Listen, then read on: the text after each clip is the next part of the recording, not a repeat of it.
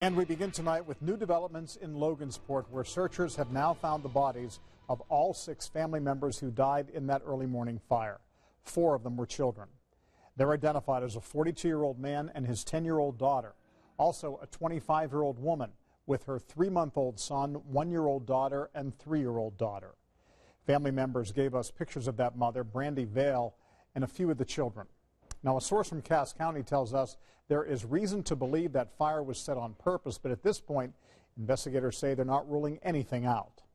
David McAnally spent the night in Logansport as detectives searched for answers. State investigators, police from 2 counties, also coroners from 2 counties, part of this investigation, and they say today that if they need to, they will bring in federal investigators too. Some neighbors stopped at the fatal fire scene late Wednesday night.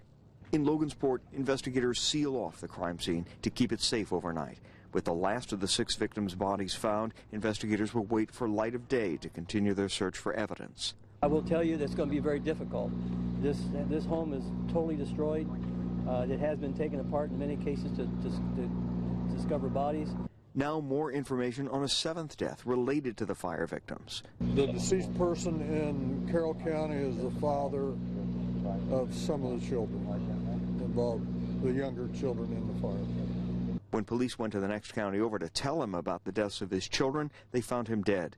No word yet on what killed him or whether he died before or after the fire. People did survive this deadly blaze. Somehow police say they were able to get out of the house. Police say they are cooperating, they are talking with them. They are the wife and son of the man who died here. Whipped by stiff wind, the fire tore through the house. The blaze even caused bullets stored in the house to fire off. Deputies and a neighbor who tried to get into the house were forced back.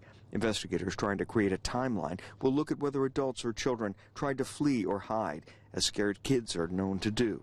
The upper floor collapsed onto the first floor, the roof collapsed on the second floor, so it was hard to determine what was potentially bedrooms. We did see some bedding, and one child was found on the floor not far from the bedding, but that was an infant, so that infant couldn't have moved at all. We don't know if someone was trying to assist that infant or not, but no indication that any of those children had been hiding. Police are going to be watching this scene all night long.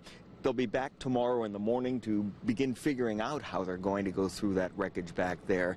They say that this is not a one-day investigation. They're going to be here multiple days on scene. David McAnally, Channel 13 Eyewitness News.